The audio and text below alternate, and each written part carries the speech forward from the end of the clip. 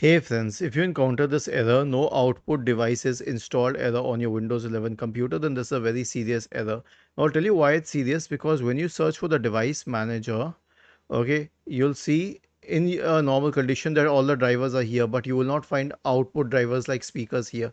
So there are two main solutions to it. The first one is to connect a different external audio device like a headphone or an external speaker, or you can go to your brand website. Asus, for example, is my brand, and audio driver.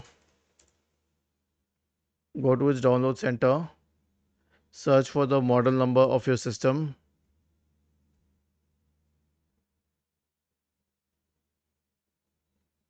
Okay, then go to drivers and tools.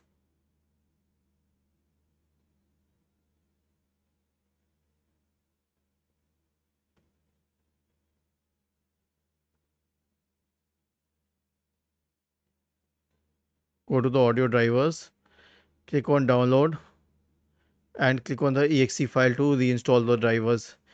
Was this helpful? If yes, then please subscribe to the channel.